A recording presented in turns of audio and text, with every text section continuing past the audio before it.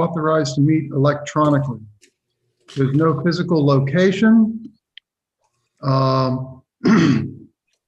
But in accordance with the emergency order, we have provided links to the public. It's in the on the website.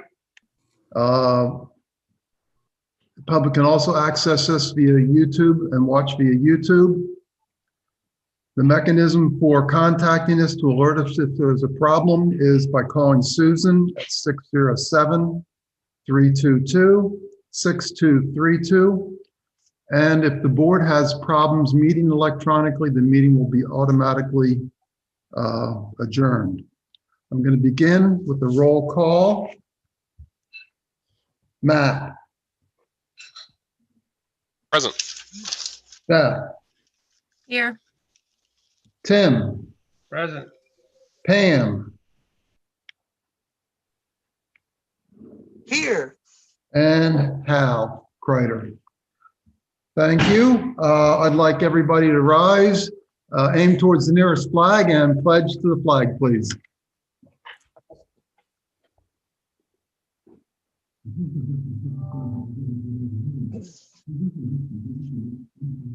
I pledge allegiance to the flag of the United States of America and to the republic for which it stands, one nation, under God, indivisible, with liberty and justice for all. Oh, man, that's so good. I love it. I love it. Very good, Pam. I do it a lot. I do it a lot. Sorry. You have to mean it. If you're gonna say it, you gotta mean it. No, I love the flag. That was good. Okay, we're going to move on to Citizens Forum. I see Deborah Ward and Betsy are online. Do either of you want to speak as part of Citizens Forum? If so, unmute yourself and indicate by waving or something like that.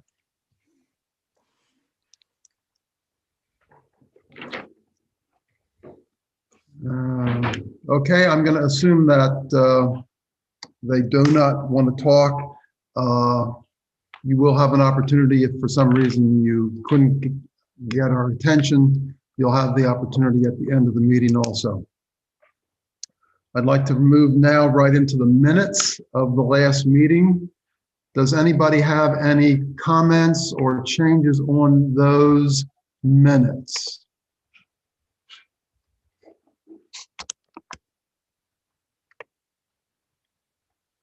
Okay, I'm not hearing any, but I do have one, and that is on page 3, line 8.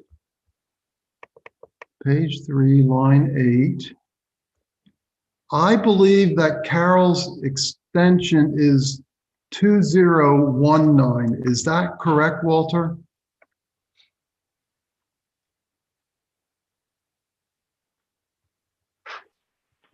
Yes, that's correct. Okay, so that's an error on the minutes. So that needs to be corrected. Okay. Page 3, line 8.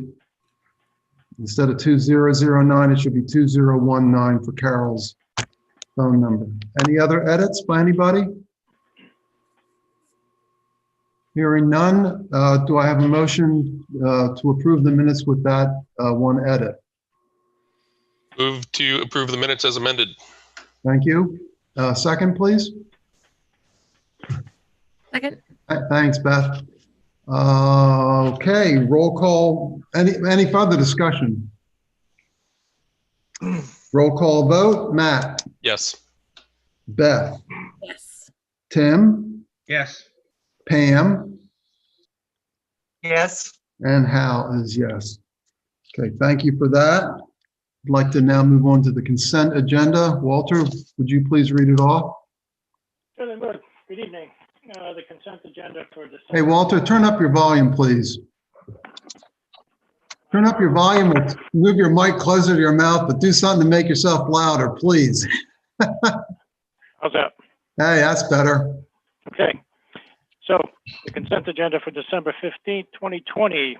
includes the accounts payable manifest dated December 9th, 2020, which is batch number 15184 for $557,653.73. The second item includes the accounts payable manifest dated December 16th, 2020, which is batch number 15197 for $527,773.34. And also includes the payroll manifest dated December 16th, 2020, which is batch number 15204 for $89,395.84.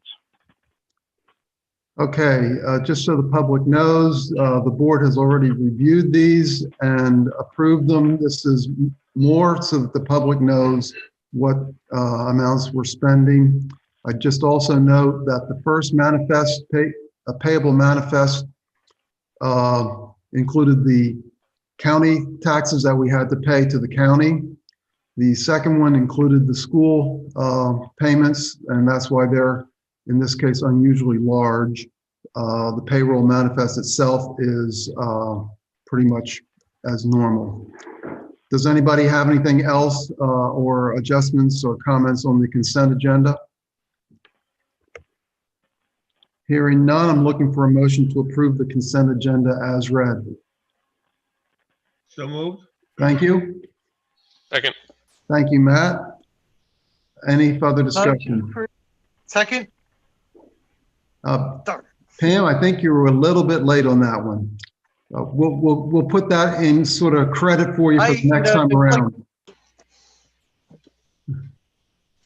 It's like I say second at the same time somebody says so moved, and I'm still late.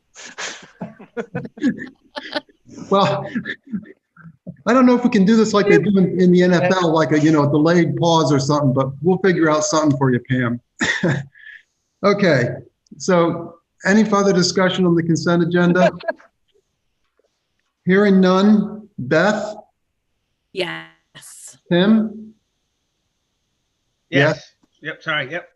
Pam? Yes. And Matt? Yes. And Hal is yes also. Okay, thank you. Let's see. Now I'd like to move on to the TA report, and there are some items where we do need to act. So Walter, I think what we'll do is we'll go down them one by one, have a little pause for people to ask questions, comments, or I'll ask for a motion depending on what's required. So you want to start off with your first item? I sure will. First item is an update on staffing. Applications are still being received for a finance director's position. Some of the interviews began back on December 12th. More detailed update on this position will be given during non-public session. The position is now open for a laborer 2 in the DPW with the resignation of Chris Durham. We'll be advertising that position beginning this week with the board's approval. Any questions or comments on that by anybody? Okay, if not, Walter, next item, please. So on the 2020 property assessments, the set of complete property tax documents for both 2019 and 2020 are on the town's website on the assessing page under the heading where your tax rate comes from. These are the official documents as approved by the New Hampshire Department of Revenue, including the report of appropriations, estimated revenues, town meeting results, and rate setting calculations for both years. Contract assessor Jeff Earls continues to meet with taxpayers by appointment over the phone to answer questions regarding the new assessments. And just a note on that again, if you want to set up an appointment, you can call Carol. Her extension is 2019. And she's been doing a pretty good job of keeping up with that. Sometimes she can't get to it right away, but you will hear back from her, provided you leave a message or call her at 2019. Anybody else want to weigh in on the documents that were posted? Okay, if not, Walter, your next item, please. On the FY19 audit update, the FY19 audit is complete and will be delivered in final form soon. I expect perhaps by the end of this week. Just a couple of findings were noted in that report that was attributed to the turnover and vacancy in the finance director position. Close attention will be paid to those items in the future. Okay, I have a comment on this one. Based on what I reviewed, looked at, and saw that you had there, Walter, and the previous reports, some of these items are not new. They go back instead several years. We've talked about addressing them, and I'm glad you're on board because we're going to put the pressure on you to get them addressed.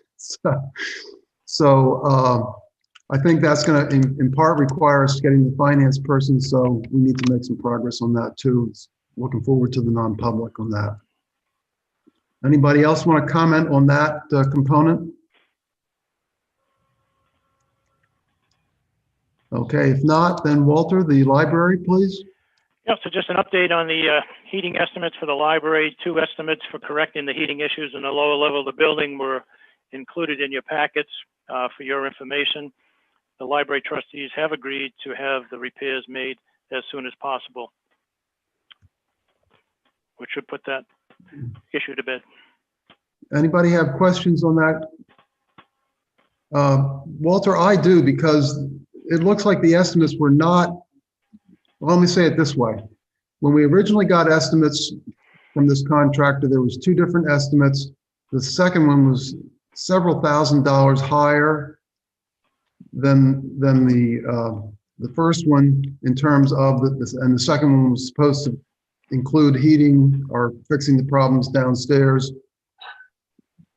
What I saw in the pack did not seem like the same amount of money. Was I missing something, or did we come up with a more cost-effective solution on this? Obviously, I wasn't here, so I'm not familiar with the original proposals, but all I know is that was what the installer that put the main system in recommended to correct the problems that they currently have. So the trustees and the library director seem to be comfortable with those proposals enough to go forward. So I'm believing that those are the remedies that are going to cure the problems. Okay, well, oh, Tim, go ahead.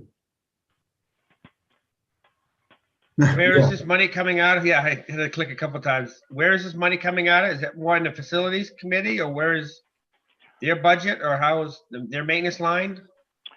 I'm not sure exactly where it's coming from, but I know the trustees were taking care of it, and it wasn't coming out of their operating budget. So I don't know if they have other resources or.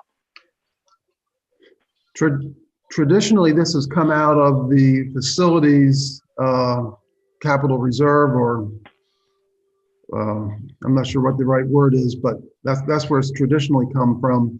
I'll tell you what, let's have a follow-up on that just to make sure, because we Betsy can chime in if she knows anything. We can let her talk. She's online. It's up. We can look into it later. You tell me, Hal. Does she have any insight on where the money comes from? So we can wait. I'll tell you what, let's not put the pressure on her to answer, because that's not fair to her. She might not be prepared. I mean, if she had it at the tip of her fingertips, maybe, but I don't like to put pressure on her to answer. You know, let's have Walter and her talk, and then we'll have an answer next time. As I mentioned, the comments and the information from the library director was that the trustees had voted to take care of it from their funds. This is the library trustees, not the trustees of the trust funds. And right. And it wouldn't be coming from the operating budget. Okay. Any other questions on that then? No, when he said trustees, I was thinking of the trust fund. Yeah. Okay, no, we're good. No. Sorry for the confusion. No, we're on. Okay, if there's no other questions on that, let's move on to the next item, the DPW vehicle.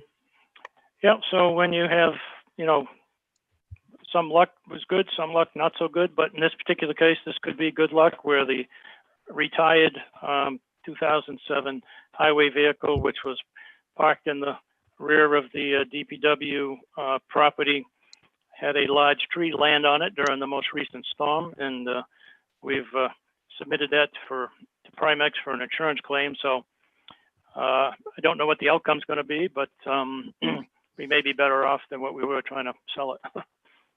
So that's being handled. Okay. Any questions? I saw it last night when I threw my garbage away. It's a pretty good sized tree crunch. Pretty impressive. Okay, next item, Walter. So under the records preservation, which has been discussed recently during the budget process, I am working on determining the status of that project. I did actually have a chance to talk to Savannah late this afternoon, and she kind of brought me up to speed on where things were. There's things that need to be done, as mentioned, that involve 3 different volumes. Estimated cost was around $10,000 to do those, and I'm going to be contacting the company that was used in the past to get an update on that and see what the process is to get that moving forward, and obviously utilizing and encumbering the funds that we have in the operating budget to, if the board wishes, take care of all 3 volumes that are currently in need of being preserved. From this year, you mean? From this year, yes. There's money, as you know, in the operating budget that hasn't been expended, and so we would, encumber that hopefully, and see if we can't come up with some additional funds to do the most. There's 2 critical volumes that need to be done, and they're exceptionally large, so that's why they're a little more money than normal. Yeah, How many more volumes do we actually have? We have like a plan to do like 3 a year, 1 a year, 2 a year? good question. Well, I understand, and again, it was a brief conversation, so I'm just getting into this, so I'm not really prepared to tell all the details, but I understand that these volume 18, 19, and 22 are the 3 that of the town records that need to be done. And then from there, we move on to vital records, which are marriage licenses and things like that, that will be done next. And I don't know what the scope of that is at this point. Thank you. Okay, why don't we get a complete tally of all of those? I think that was a good question. Let's get the tally of all of those, and then once you know the costs and stuff, let's take an overall view on that and decide just how much we want to bite off this year versus what Beth said.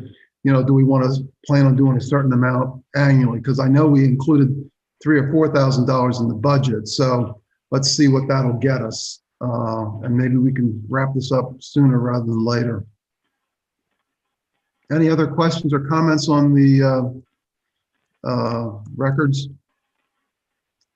Seeing none, Walter, let's move on. So there's a request we had from a student at Co-Brown, who was also a Girl Scout ambassador working on her Gold Award project. She's created a series of podcast interviews that she's done with respective representatives from social service agencies in New Hampshire. And she's requested that the town post those links to the podcast on the town's website so that people can access them and get more information about those agencies.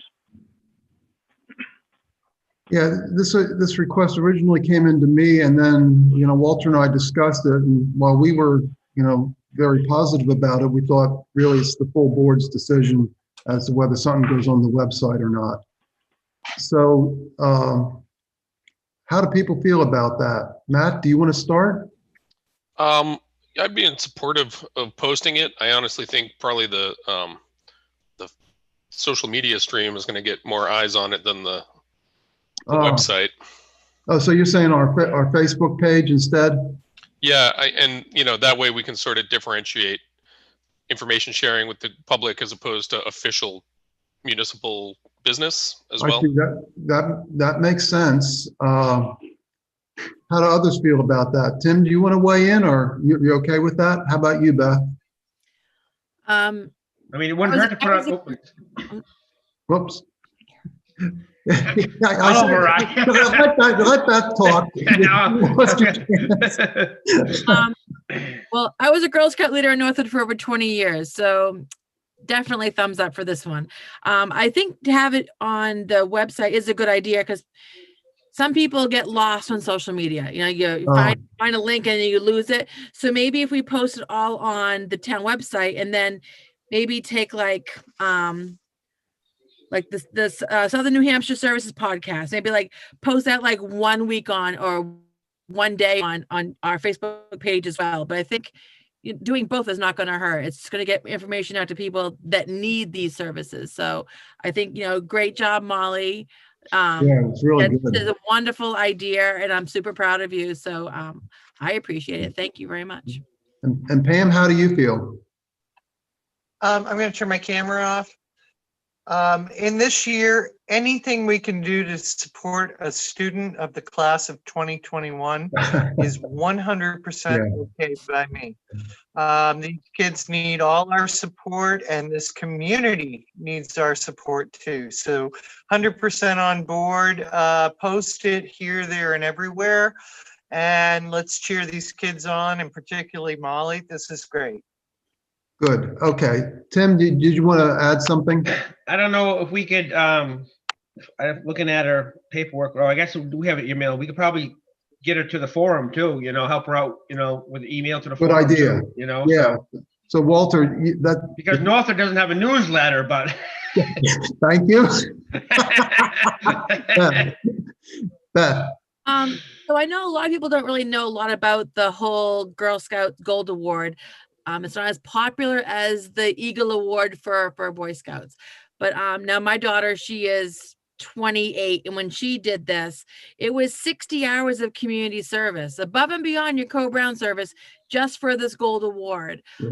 So it might be nice if I know like some towns, they invite like Eagle Scouts or others, just to our meeting to congratulate, to honor all their service. So it might be something. I mean, like I said, my daughter did the Gold Award a decade ago. It's probably more hours because it never goes down. They always add to it. So it might be a nice way to honor her because she did this above and beyond her 40 hours of service at Co-Brown. So. That's a good idea. So Walter, maybe you could see if Molly's interested in coming to the board, and she could make a 5-minute presentation, and that would help publicize it too. But why don't you coordinate that? And I guess the other question for Walter is, it sounds like there's consensus. Do we need a formal vote, or are we okay just with the discussion? I actually still have some concerns here. Oh, go ahead, Matt. So again, I have great appreciation for the amount of work that went into it.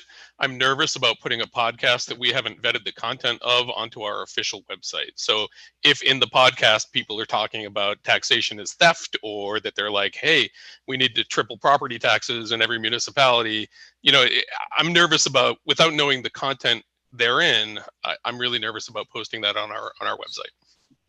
Okay, that's a consideration. I have to say, I listened to them, and in particular, I thought like the one on CASA was just done really well. And it's mostly the folks from the agencies themselves that are doing most of the talking. But you do have a point there.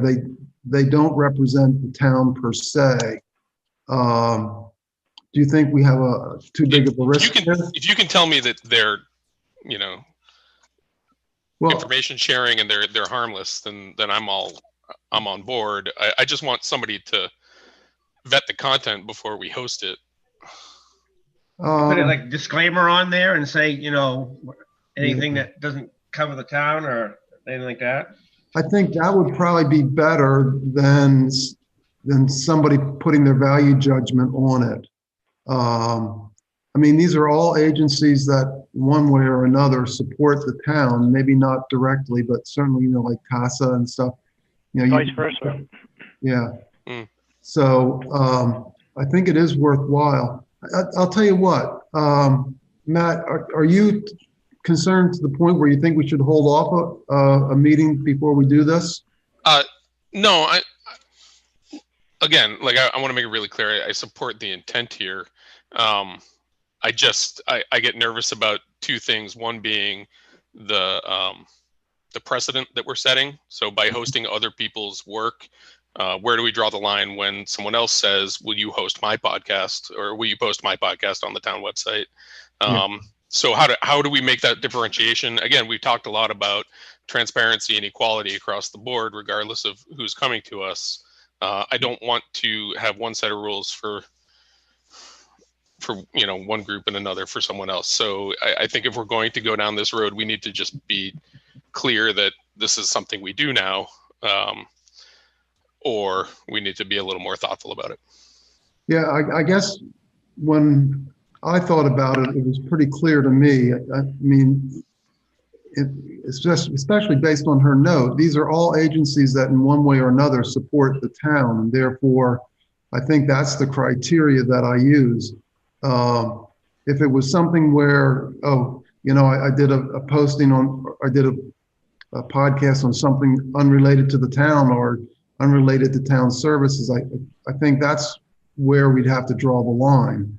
But so my question is, what happens when someone creates a podcast about the sort of unfair nature of property taxes in New Hampshire, right? So clearly relates to the town, relates to municipal government. Yeah. Is that something that we want to post? I don't think we can. And I'm just trying to play devil's advocate. I want to make sure that we're clear on how we're setting this up to move forward in a way that's not going to bite us in the butt down the road. Mm-hmm. Walter, you have a suggestion? Well, I'm assuming that this project was done under the direction or guidance of either a scout leader or the school.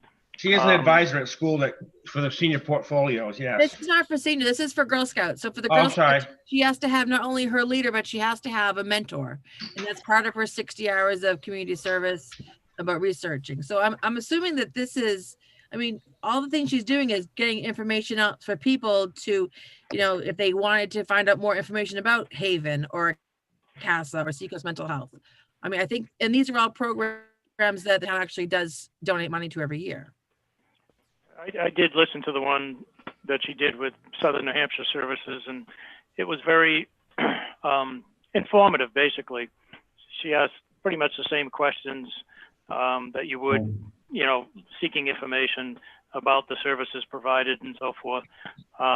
Perhaps the thing to do would be to, take another couple of weeks till the next meeting, and hopefully everyone should have the links, or I can send you the live links to perhaps listen to the podcast and see if we can get Molly to attend the next meeting and maybe make a decision after that.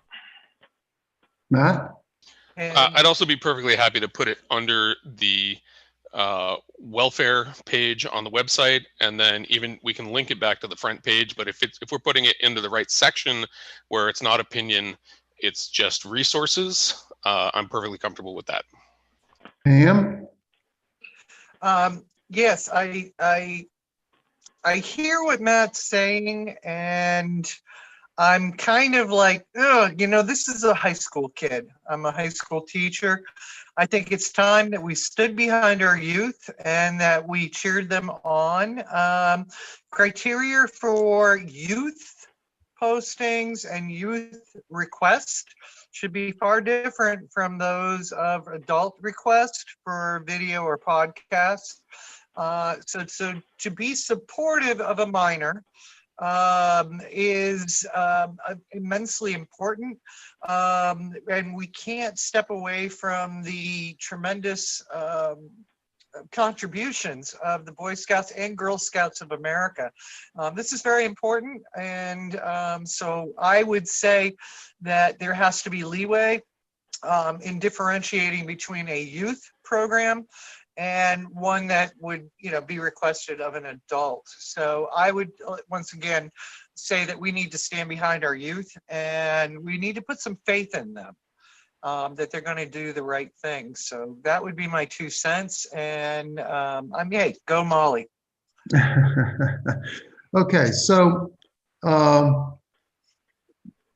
let me ask it a different way. Does Matt suggested that we post it under the welfare.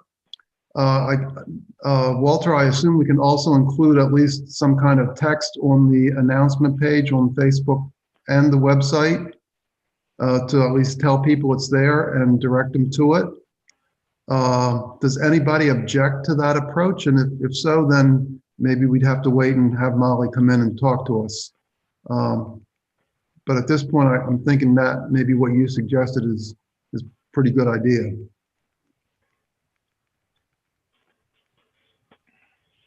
You know, I'm not hearing any objections. So I think the path forward on this, Walter, is we post it under welfare and we make a note of it in the announcements and on Facebook. Did I read everybody correctly on that? Yep. Okay. Very good.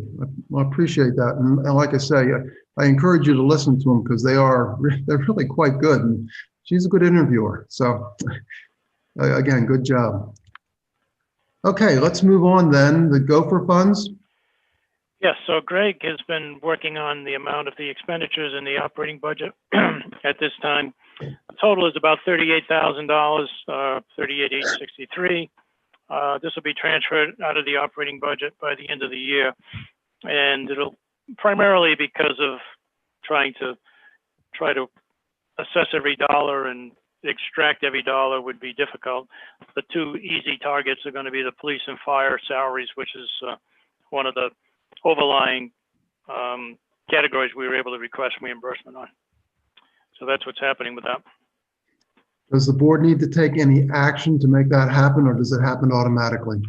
It's an accounting function, so it's just really putting it where it needs to go. Everything else, you know, the other $70,000 or $68,000 has already been put into the separate fund that was established on the balance sheet. Any other questions on that? If not, then the 250th steering committee, please. Yeah, just an FYI, the committee held its first meeting on December 2nd. The committee will be meeting monthly on the first Wednesday at 6:30 with the location to be announced. The next meeting is scheduled for January 6, 2021. Questions on this or comments? Matt? So I believe, at least, we're still looking for folks to round out that committee, right? I think the more folks invested in that, the better. There's a lot of work to be done, and many hands make light work. So I wonder if it's worth another, if I'm correct in that, is it worth another push out on the website or Facebook to, announce that we're still looking for members of that committee? Couldn't hurt. Does anybody, let's put it this way, does anybody object to doing that? If not, then Walter, I guess that's one of your assignments. Okay. They elect like a chairperson and all that from the last meeting? I didn't see the minutes, so I don't know. Walter, any idea on that? I don't have the minutes with me. Unfortunately, they're in the office. Just I can touch circulate base the with, minutes. yeah, just touch base with where, if they did elect a chair the first time out, or, to 2 people or whatever, and see if they have enough people or want more people involved. Maybe just as a general policy, Walter, would you mind, as minutes from these different committees come in, would you mind either letting us know or tell us where they're posted? Sure. Or sending them out, maybe in an email, whichever makes sense. But somehow, like that, and like, I know like Beth, the safety facilities committee and some of those would be good to know the minutes were posted or out there. Those minutes are posted on the website, the safety ones. Yes. Okay, well, maybe that's just the general policy then, and that's all we need to do. Yeah, I do it on Google, and then I just send it to Paul and Susan, and Then it's they get on it. okay. So then we can just watch for this one too, is what you're saying. Okay, thank you. Okay, next, please. So next is the town meeting and annual reports. Mhm. Boards and committees and department reports are due to Linda on or before January 4th, which will be here before we know it. The Budget Committee Chair has advised the following. Per the list of SB2 dates she received, it appears that January 12th, 2021 at 5 p.m. is the last date to submit any new or petition warrant articles involving money. So she was hoping to do all 5 budget hearings, town, school, and 3 districts in one night. And more than likely we'll have to do via Zoom. January 19th is the last day to have the public hearings. So I have to recommend the budgets to various boards by January 21. She doesn't plan on leaving it to the last minute. She'd rather have some leeway for snow issues, creating havoc with power and internet. Therefore, the Budget Committee public hearings will be on Wednesday, January 13, 2021, beginning at 6:30 p.m. with voting on the town's 2 remaining expendable trust fund articles, as we should have the year-end figures by then. And then they'll open the public hearing with the town's warrant, then school. And if they're really lucky, then hopefully they will get to the 3 districts as well. So those are dates to put into your date book as far as what's coming up as we move forward towards the annual meeting and voting. Any questions on that? So Walter, I do have one question. Is there anything else that we need to take action on before that meeting? I know we have this meeting to do something if we need to. We have the 29th, but is there anything else that we need to be thinking about or upcoming?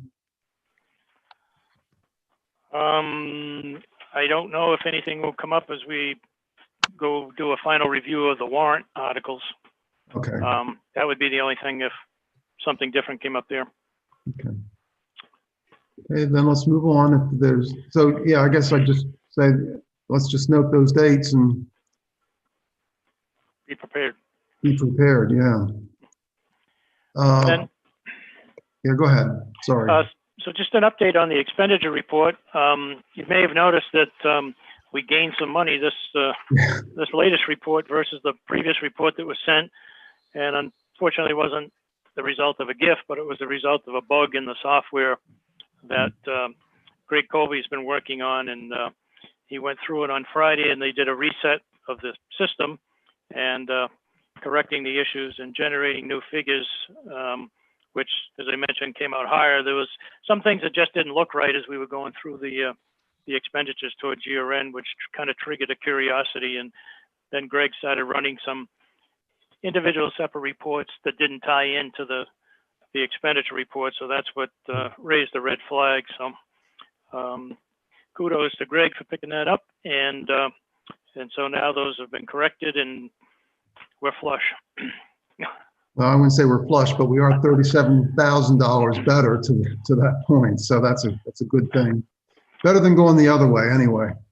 Yeah, well, it's actually more than that because there was, those other expenditures that were also included in there too. So right. we're actually a little better off than that. But and then finally, I just wanted to point out, so the select board meetings schedule coming up would be next meeting on December 29th, and then January 5th, whereby the budget hearing is going to be the 12th. I would suggest the 5th and the 29th for the month of January, and other meetings as needed.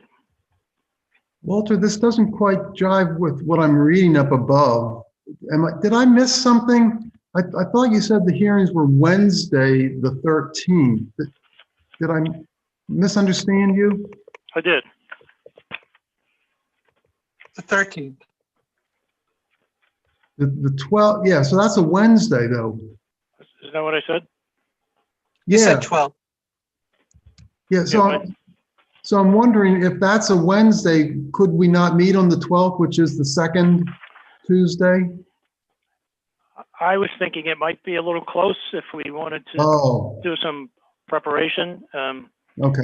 So that's why I was thinking, meeting just on the 5th, Yeah.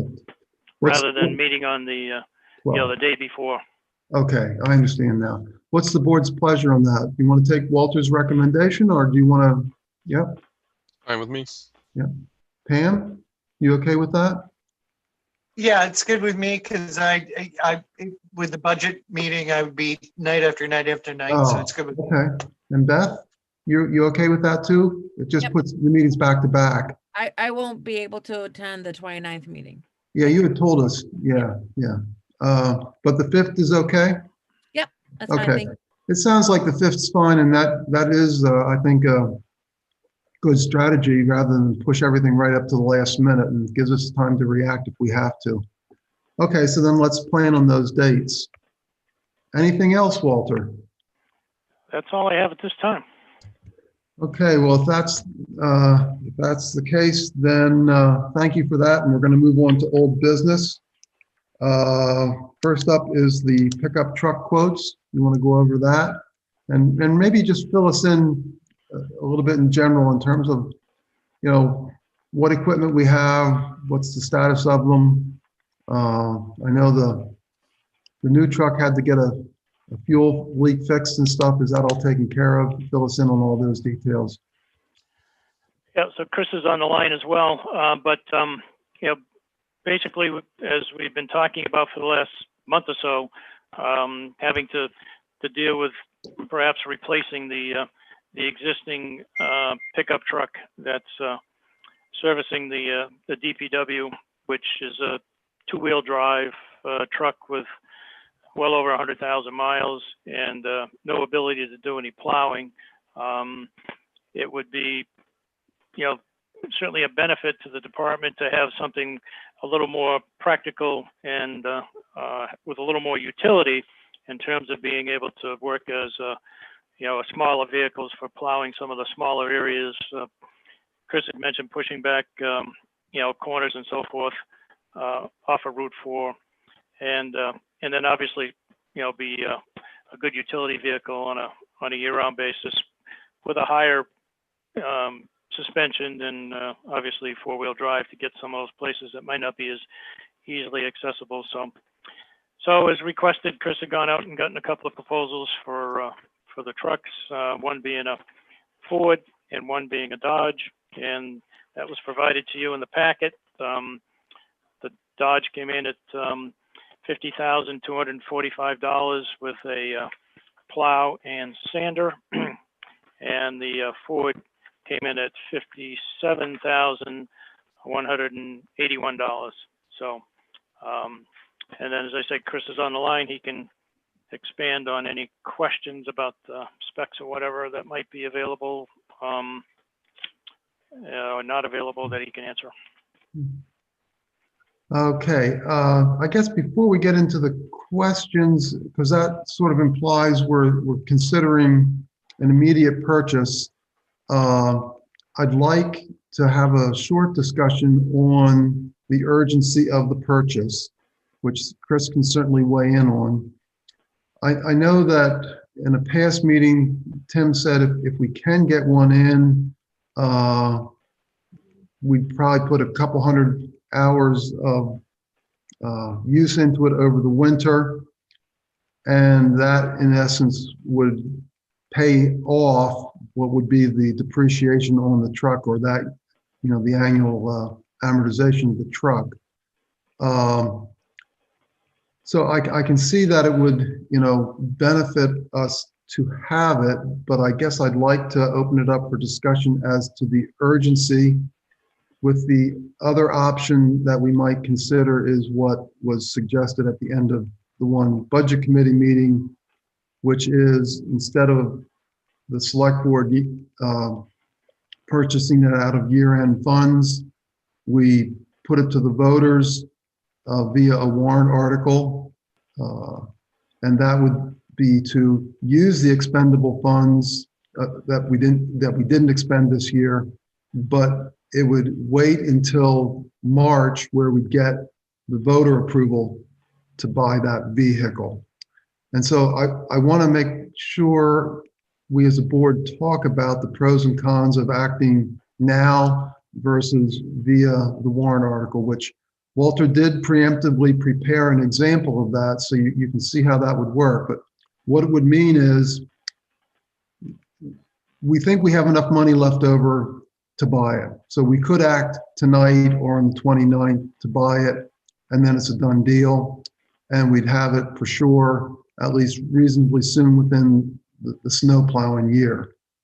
The other option, as I say, is the warrant, and then that's the will of the voters. So I'd just like to go down through, I'll start with Beth this time instead of Matt, and just can you just give me a 1 or 2 sentence weigh in on this, please, so we have some sense as to how the board wants to move on it, please? I would prefer to put it on a warrant for unexpended funds to be bought in March. Now that we have a vacant position in that department anyway, we don't have the person to drive truck. So I think that waiting to March, probably by then we'll have someone hired to take that vacant position as well. And if we have a truck in mind, chances are we could buy it right after voting. And we'll still have snow in the end of March and April and May. And No, 2021 is going to be a good year. I'm hoping. Pam, how do you feel about this? Thank you, Hal. I am for the purchase of the pickup truck this year. I believe that this winter is going to be snowmageddon. This is not a year where we can just wait out till spring or March. If we have the funds this year, then we should do it. My question would be this past storm that we had and loss of contractor. Please excuse me 1 second. I'm gonna turn this off. My feeling is that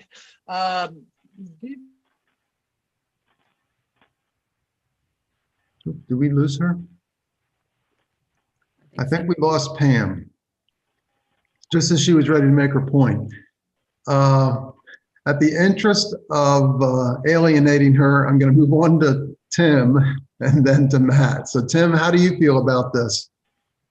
I'm kind of teeter-tottering because, I mean, like I said, we're down a person right now. And in the past, all vehicles for the highway department has gone out to the voters. So I'm kind of playing, you know, selectman and taxpayer, and like, you know, I like to put a vote in and either way, but like I said, we got 3 people right now and 3 trucks, but I don't know if we can get a little bit better deal if we push it off a little bit, or I'm still. Yeah, I don't know. Yeah. Matt, okay, so let's just recap. Beth, it sounds like you're in favor of waiting. Tim, you're sort of on the fence. Matt, how do you feel? I'd like to buy it this year. I think it makes a lot of sense when we ran the numbers. It wasn't that we were just going to cover the amortized value year over year. We were basically going to pay that thing off in one winter if it got used. So with the reduction in contract plowers, and assuming that we've managed to fill that position pretty quickly, I think it would be invaluable in terms of saving money over the long haul. It makes a lot of sense to me. My other fear on the warrant is that if it's voted no, then we're stuck until next March, right? And then no means no at that point. Correct. Okay, that's an important consideration. Pam, I don't know if you realized it, but you got cut off probably just near the start. We can't hear you, Pam. Beth booted me. I could tell. Oh, I saw her. Wow, is that the way you play? Wow. did it again, see? So Pam, why don't you just paraphrase or give us a short summary of where you stand?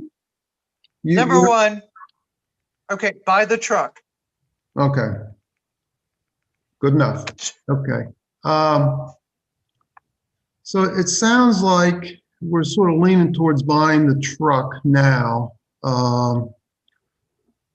and I agree, we do definitely need the truck. We need the truck. I understand. But I think it should go to the voters. I mean, and that would be our job to put it in the, to explain why we need the truck. It will save us money in the long run. We don't have another person right now to drive the truck. So, I mean, I just think we don't need people thinking we're underhanded and some are perceiving us to be that way. I don't know. Okay. And, we didn't get Chris's input. So Chris, do you want to speak to the urgency and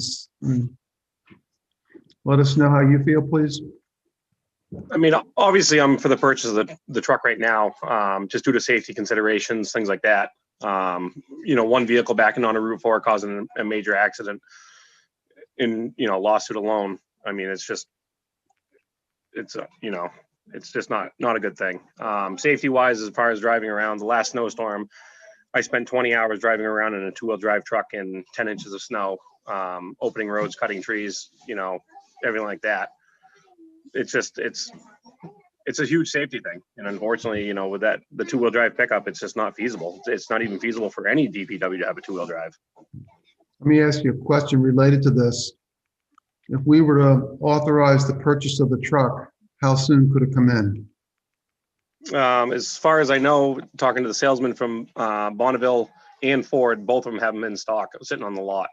Okay. So it's just a matter of upfitting it with the plow and sander, which would be a 2-day install. I mean, you're talking within relatively a week.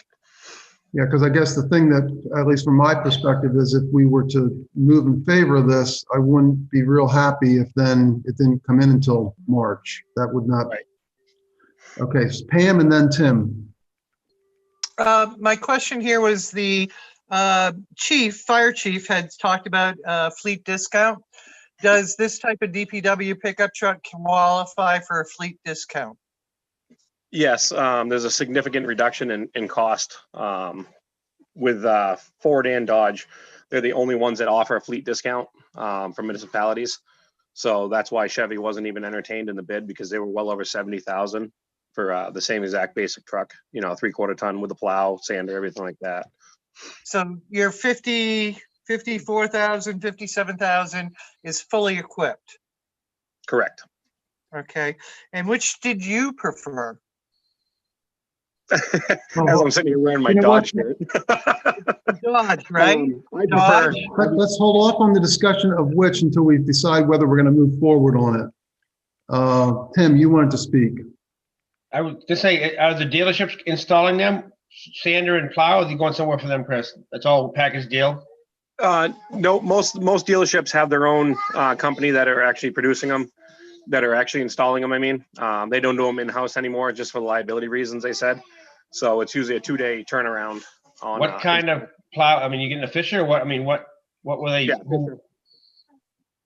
I didn't hear you, Chris. 9-foot Fisher and a 6.5-foot yard-and-a-half stainless steel sander.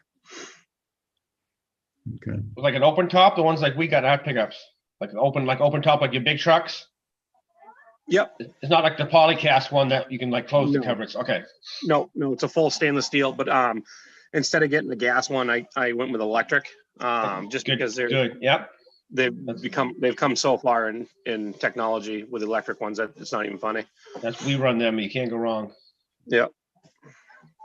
Okay. Does anybody else want to provide any questions or input at this point? If not, then I think the clearest way to do this is if somebody wants to make a motion to buy a truck. Chris, what did you say you preferred, the Dodge? I mean, just the cost alone, $7,000 difference in between the Ford and Dodge. I mean, obviously, I prefer Dodge. I've always been a Dodge guy, but I mean, inherently, it's for the public, it's for the town. It's I don't really care what it is. As long as it's got 4-wheel drive and a plow, I could care less. Yeah, I will say that after the budget committee meeting, I did start looking online to see what like 1 or 2-year-old trucks are, and they don't go down much in price. So anyway, Tim, you want to say something before we? If and when the Primex looks at that 1-ton sitting at the transfer station, is any of that money to be rolled into this to offset any of that, or what is that? If we do get a check for the old 1 ton, more than going out on the bid sheet list, are we able to roll that money in if you get, 10, 15, 7,000 in insurance claims? That 1 ton was in prime condition. Yeah. Yeah, it was, you're right, you're right. It was mint. Walter, well, what happens to the money we get for this mint truck? It would come in as a, unanticipated revenue. But it's a reimbursement on the insurance claim. So I'd have to do a little investigating to see if we could perhaps utilize it. But at the end of the day, it's most likely just going to flow to the fund balance at the end of the year, which is, obviously going to be where this money is going to be coming out of ultimately. I was going to say, it doesn't really make a difference, No. right? If that just goes in as Mm, into the fund balance versus taking money out of the fund balance, it's the same pot of money. Exactly. Okay, I'm gonna challenge that a little bit, because going into the fund balance, in my mind, isn't the same as changing the operating budget that the voters voted on. But that might be something, once we see what we get, whether it's worth fighting about. I'm gonna recommend if we do go forward, that we make sure we have enough money without that, because you don't know what's gonna happen or when it's gonna come in. Correct. Okay, so I guess the way to resolve this is if somebody wants to make a motion to buy the Dodge, then we can have a discussion, debate, and vote. Matt? So I just got a quick question. So in the email from one of the dealers, I think it was on the Dodge, they basically said that, the number might be a little squishy based on stock. So what's a safe buffer in terms of the motion up to like 53? Chris, where are you at? Oh, there. What do you think? I'm pretty sure there was a firm price because with the municipal discount in buying a leftover, basically. Okay. If we go with a 21, it was an additional, I think 7,000. Oh, okay. Oh, so there's a fairly big penalty for waiting? Yeah. Oh, okay. Yeah. So that number's firm though? Yeah, that was Okay. that was fairly firm on it. Like I said, and there was one in stock. I'm sort of with Matt on this. Can we round it up to 52 if we're going to do it? Okay, so Walter, do you have the estimates right in front of you? Wasn't the Dodge 54? No, Right. it's 5245. it was 5245. yeah, according to Kevin Roberts' email. Okay, that was the handwritten one he sent over, right? No, this is the typed regular email. Oh, hang on to that one. Yeah, it's the quote that he gave us, the list price on the printout he gave us has 53,430. Okay, maybe that's where I was seeing it. Okay. But his email reads, Chris, the truck is 39,745. The 9-foot straight steel blade is $800. The 1.5 heavy duty sander is 4,700. The total is 50,245. Thanks. Okay. So that's the number I was using, and it's Walter, it's 5,800, not 1,800 for the steel blade. 58. oh, I'm sorry, yes, 58. I was gonna say, it's awful cheap for a blade. A smudge in my Yeah. printout. 5245.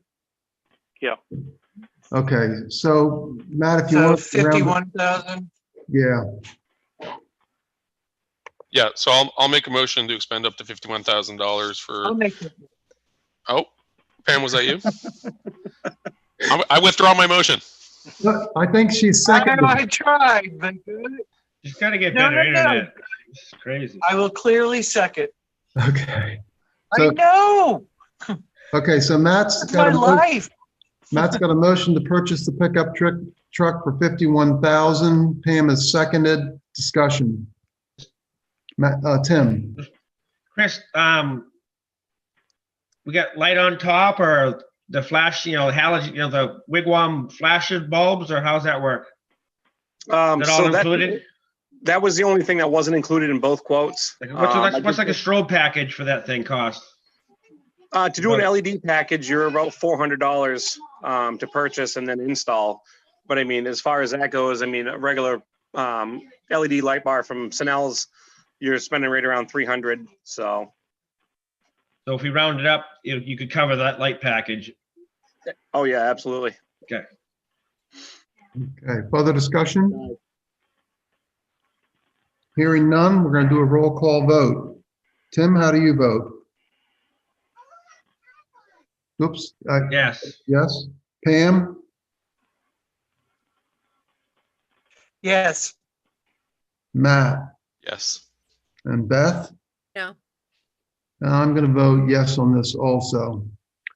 Okay, so Chris, my understanding is you got authorization to buy this provided Walter confirms that we indeed do have the funds. So we need to make sure that that's indeed the case before we move forward. The other thing is if we can move forward because we do have the funds, we got to get it in and we got to use it. No excuses on that.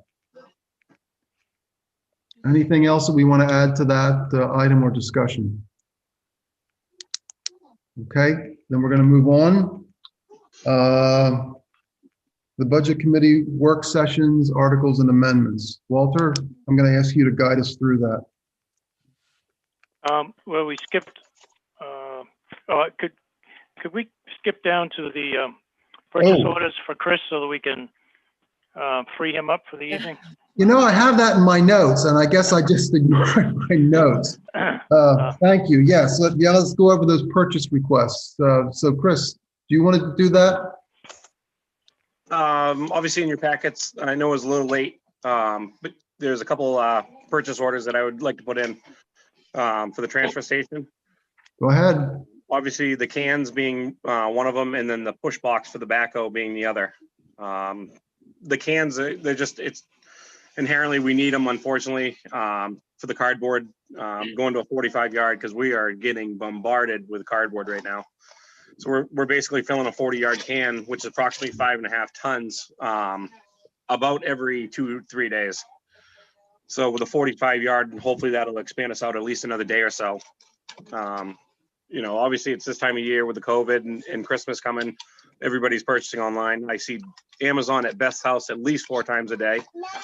So, I mean, unfortunately, that's. Wait, see all my presents? Yeah. Okay, so good point, Chris. Is this the largest we can get or fit in there? We can purchase 50-yard enclosed compactor cans. The only issue we have is our hauler that hauls them now, where it's such a long box. It's an additional 10 feet longer than what we have, and there's an issue dumping it. So it's too much undue strain on his truck trying to dump it because you don't get the angle on it. So he recommended doing the 45 because it's so much easier on his equipment and things like that. So, which I can't fault him for that. Okay, so what's the price on them and what do we got to do to act on them? How many are you proposing first off? So I'm proposing a 45-yard enclosed octagon can for cardboard, and then a 40-yard open top. Because as of right now, our steel is going into a Schnitzer's can, and so we're going to call them to have them come pick that up. So that way, basically, we own every single can in the transfer station. There's no rental fees or anything like that, where we're going to get charged later on down the road. So it's just it's easier that way. Okay, Beth has a question, and then Tim. So the cardboard's going where the cardboard is now, Correct. and then the open top one that's going where the steel one is now too. Yep. And they'll fit pretty well, like not Yes. too more. Okay. Yep. Tim, did you want to say something? Nope, I just. Matt, what about you? Does somebody have the fund balance sitting in front of them for the Oh, not transfer the station phone. expendable trust? While we get that, Chris, will that be enough room now to you think to have it done once a week or? I mean, Sorry. The cardboard, will it be big enough then for the once a week? If we don't Well, add the that's what- I plastic mean, to it? Or, Obviously, with the amount of stuff that's coming in right now, it's kind of unforeseeable. But I'm hoping to at least push it out so it'll be 4 days on it, not just 2 or 3. Yeah, I mean, if we're only going from 40 to 45, that's only really a 10, 15% increase. So, Which does should be this- hopefully at least another day. So that's what we're hoping. so I'm sorry, but I don't get out of the truck when John goes to the transfer station. So does plastic go in there too? I go for the ride for the coffee at Dunkin's after. Okay, I'll admit it. You're older than 12. You can get out of the vehicle, ma'am.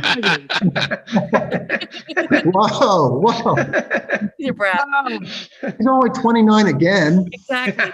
So is that what the Oh, plastic yeah. goes to, Chris? Or Yeah, so the plastic is there. A lot of it, Yeah. you know, I'm actually working on a Facebook page for the DPW.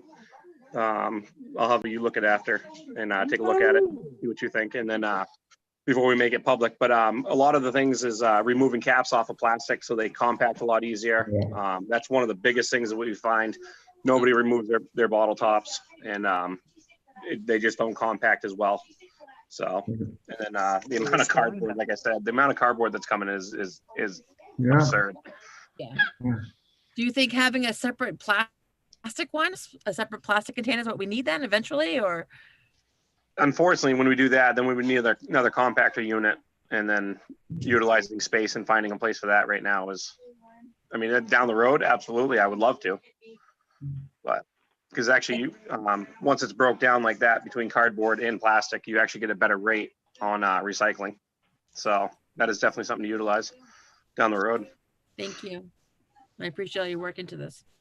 So I guess the related question is, were we to do that, buying these units does not preclude using those if we change the configuration. We could still use these containers,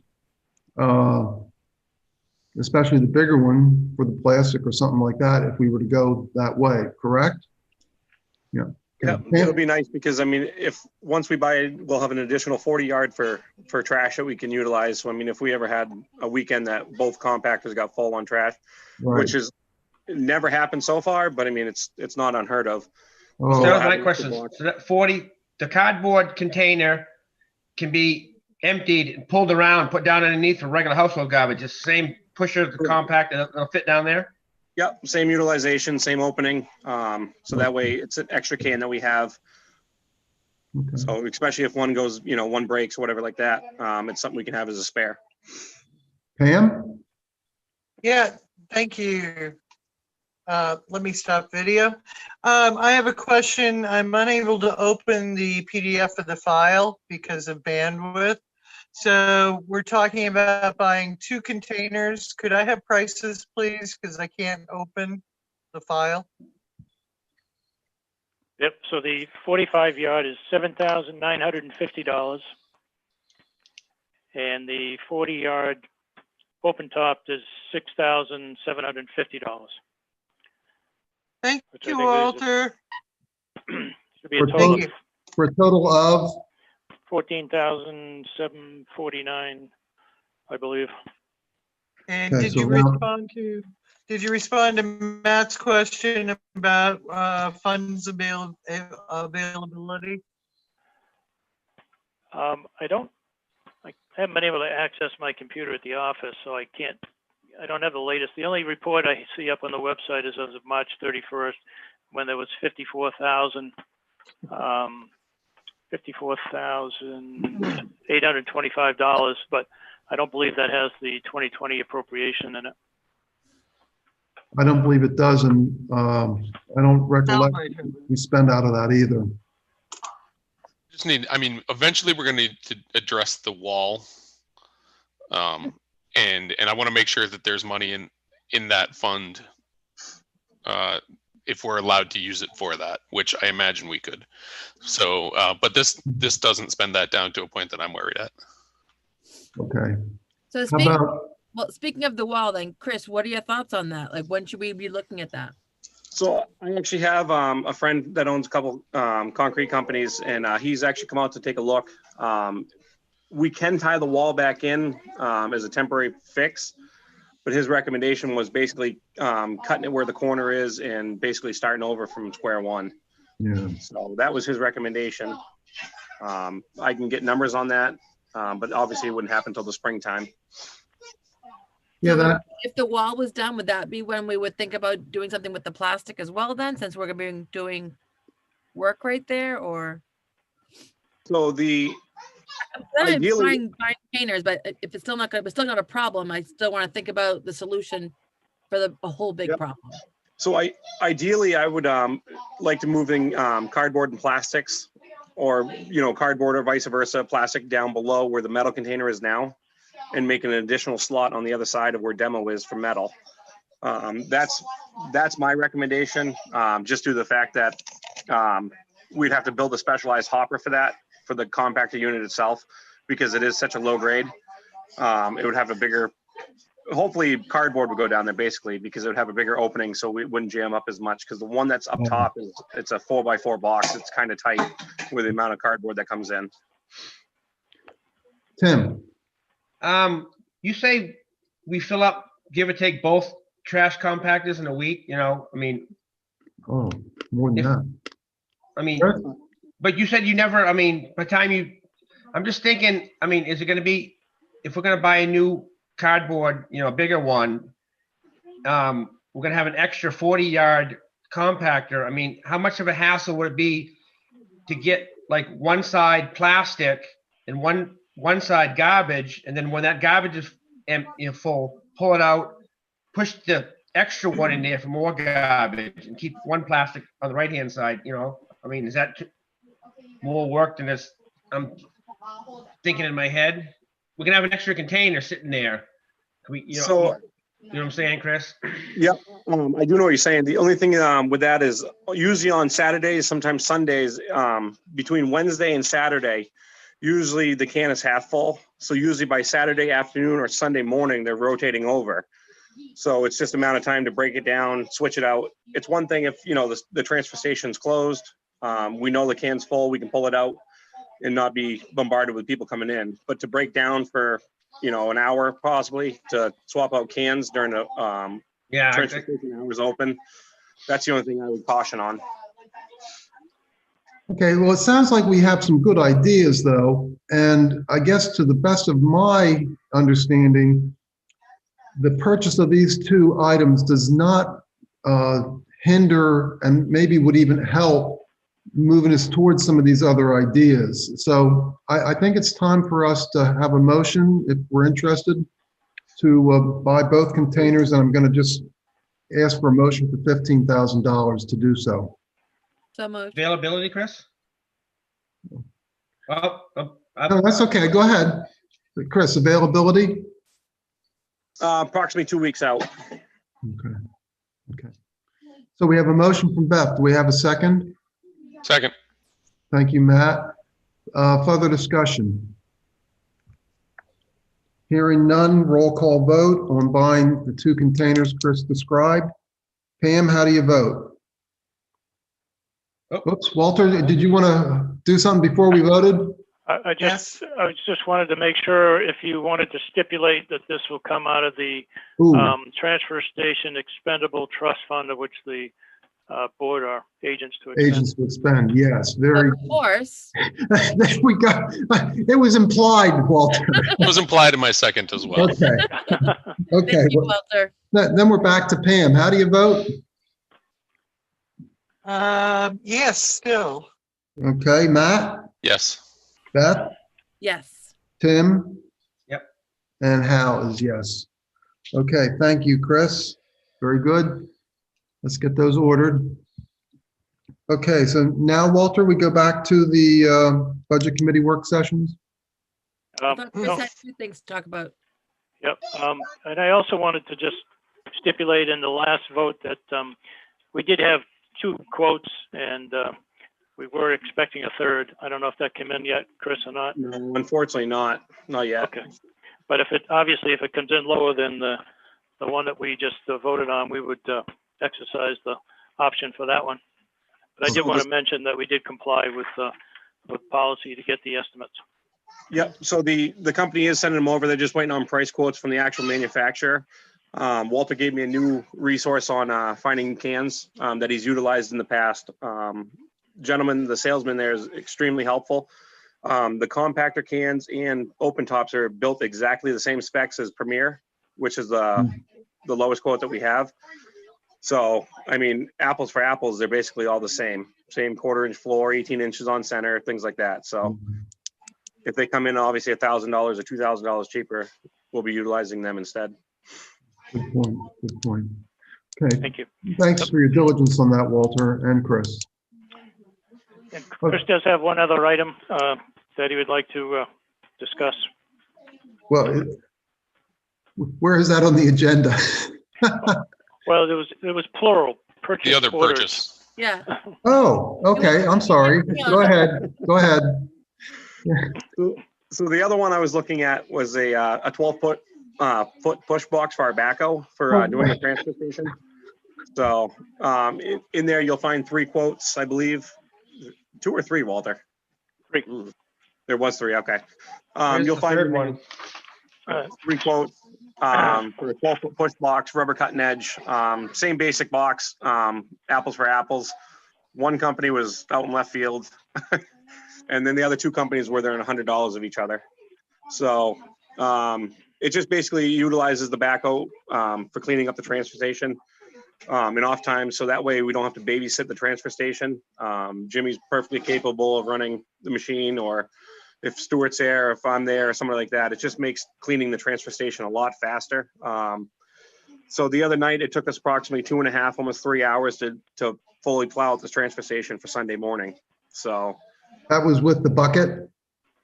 that's with the bucket and the 550 plowing around. Yeah. But if I get a new truck, I can help too. Okay. So the understanding is this helps on the efficiency of Yeah, the plowing. So Okay. unfortunately, the transfer station kind of takes like last precedence. Obviously, roads come first. So at the end of the storm, that's when we're always plowing it, and it's never fun because it's always the last thing that we do, and we're usually exhausted. So if Jimmy can do it, throughout the day, if things are slow or anything, like I said, if Stuart's there loading trucks, he can make it run down because it's an easy slide-on box with a chain that goes around the backhoe bucket to hold it on, so it's easy on and off. One person can do it safely. So it utilizes the equipment and opening things up a lot faster.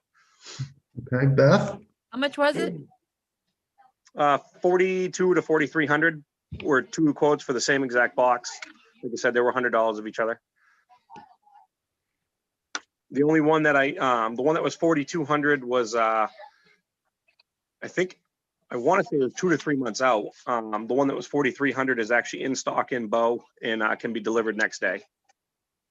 Actually, because I think it was $39.99 for the one that's 3 months out, Okay. and the $4,200 for the one they could deliver, within a week. Okay, thank So you. Walter. Save $400 to get it in spring. Yeah, Snapple can't get any quicker than that, Chris? nope, Chapel's completely out of stock, unfortunately. Mm, That was the one that was. way high. Okay. I think, $200. Matt, do you want to ask a question or speak? Yeah, so just to clarify and ensure that, in order to pay for it out of that fund, it's going to live at the transfer station, not get stolen for other stuff, right? I mean, just in terms of how we feel about taking it out of that expendable trust. So the push box will be utilized mostly for the transfer station. Macy's. The only thing that might happen is if the elementary school needs to be pushed open or something like that, we could probably run down the road. But more than likely, running down the road with a 12-foot box on isn't going to happen. Yeah. Town hall, maybe? Yep, town hall. I mean, that's a little closer. Yeah. You check the specs on that? 12-foot is going to work with that? Yep. Beauregard's That's what safe with that? all the recommendations for the machine that we have, the 580K. All the recommendations were up to 12 foot. Some even said 14, but that's pushing it. That's a lot of weight for our machine. So That's Rather- a lot of weight for our 740 loader to school. Yeah, exactly. I use a 14, yeah. Beth? I just want to make sure that everyone that we have employed will be able to use it, like operate, not really use it, but like be able to operate it. Yep. There's no So- special license or whatever, or like the training is pretty much like an hour and you figure it out. It's just like basically running the backhoe itself. The only thing is keeping it flat versus tip back like most people do. So it's a lot easier that way. So when you have that on, you still have to have the back bucket on, so you counterweight it? Yep. Okay, I think I'm looking at this point for a motion for $4,200 to buy this box. So moved. Do I have a second? Second. Okay, and just to clarify, is this coming out of the expendable trust also, Chris? I was hoping, yes. Okay, is that included in your motions, gentlemen? Yes. Okay, thank you. Okay, let's open it up for discussion. I wish I had the balance of the fund, to be honest with you. I mean, now, because like, I mean, I understand buying it and making the agree. plowing at the transfer station better, but now taking, 15, another 4 out of it, I want to make sure we still have money. 20. Yeah. You want to That's make it contingent on sufficient funds being in the fund? Well, we wonder- talked about having to, possibly do some wall work in the spring. I want to make sure we're not, getting too much and then not being able to actually do what we really need to do for safety. Chris, what's your expectations on the wall work? You're approximately looking at right around 10,000. That's on both sides of the wall that are coming down. Okay. Given, Walter, you had said that we had And then had, if we want to get a plastic container, it's another probably what, 7, 8? ask that again, Beth, I couldn't quite understand you. So we talked about doing another plastic container, so that could be another $8,000, right? 7,950 or 6,750. So that's another, another 10,000 plus another 7,000. We're spending 20. What do we have in that? You know what I mean? Now we're talking about $40,000 between now and May. Well, we had 55 at the start, and I I want to say don't, there's 63 And right anything now. besides this? whoops, say that again, Chris? I want to say there was 60 area, 63, if I remember right. Well, there was 50 odd change, 55 or something like that at this, basically in March at the meeting. And so I guess, Beth, to your point, if we took off 20, we'd be down to 35. And then if we took off another 5 in round numbers, we'd be down to 30. It sounds to me like even without any additional funds going in there, we'd be okay on that. But if you want to make it contingent, that might be an option. Go ahead, Beth. What else would we need to be purchasing from this fund in the next 2 years? Any idea? So that's the other thing that I'm going to be talking about later on down the road next year is putting in the cardboard plasticking down where the steel is. Mhm. So we have a new company that came to us that actually does lease purchasing or leasing on compactor units itself. They give an additional 5-year warranty versus the 1-year warranty that comes when you buy them.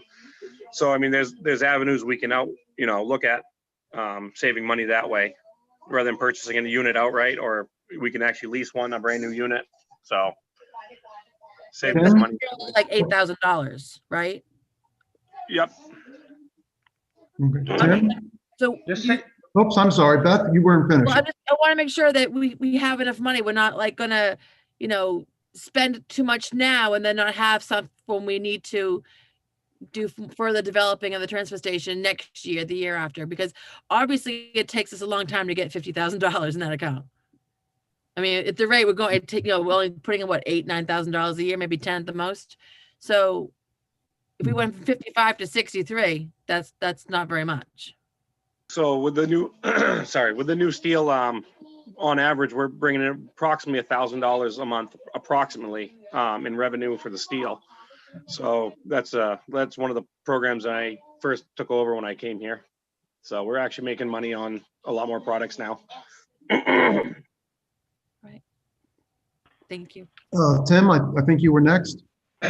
Chris, when you said you're gonna put the cardboard and plastic like down back, are we still gonna be able, you're gonna have traffic down back, you're gonna have it somehow or another elevated, so people staying up on the same level?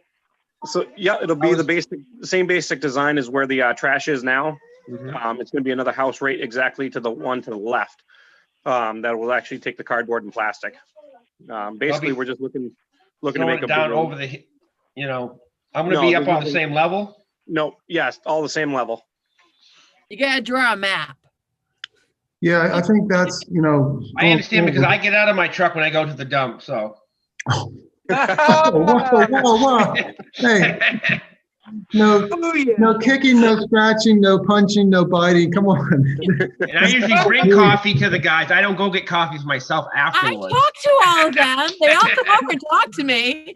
Okay, I got to try to get control of the meeting. So we're back. Did somebody make a motion or not? Help me out. Did somebody make a motion? Yeah, I made a motion, then. Yeah.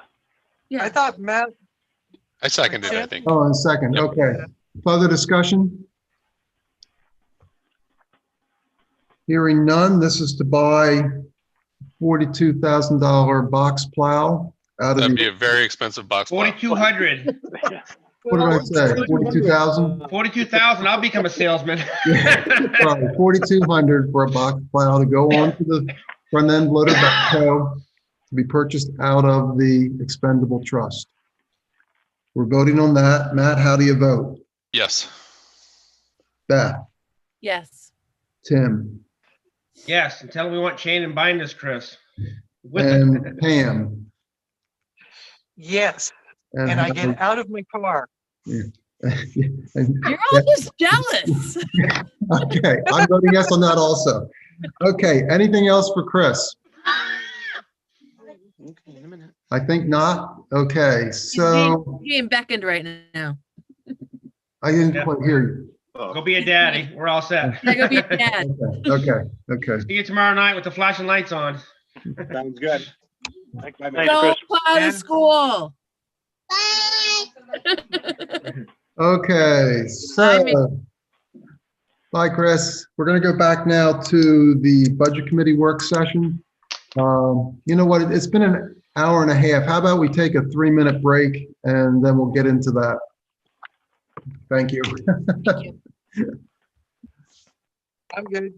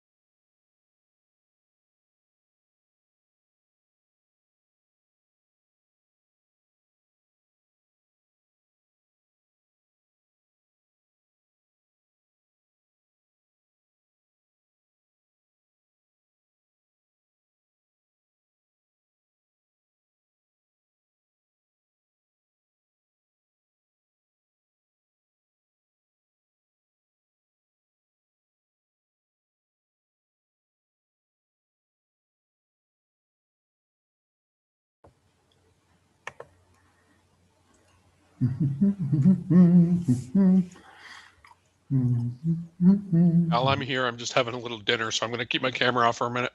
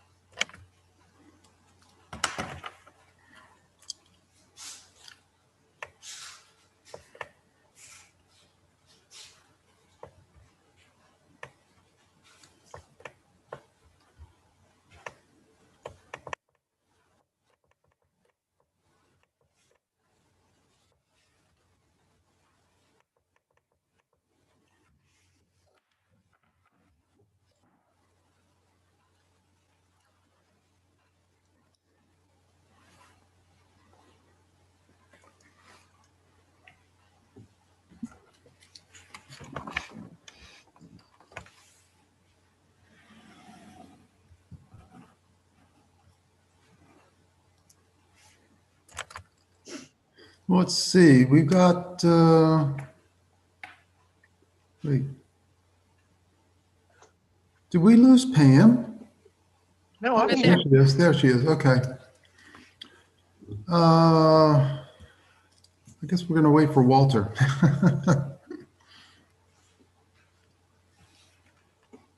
So how much snow are we gonna get on Thursday? I heard 3 inches up to 16 inches. That's a huge difference. Well, the forecast keeps saying it's shifting further north, and as it does, it means more snow. I 6 think, to 12, light fluffy stuff. yeah, shouldn't be too bad. Okay, so I think Matt's listening, but chewing also, so. That's correct. I'm here. So he's with us. So I'm going to continue. Walter, do you want to pick up under the Budget Committee work sessions? Yeah, I just wanted to obviously say that I think the budget committee review process went really well, and the outcome was positive as far as the board's proposed budget. Actually came out $14,000+ ahead of what was proposed, so I think that was, I believe, a successful session for the board. As far as the warrant was concerned, I think I've made notes on all the recommended wording adjustments and so forth, and that's included in your packet.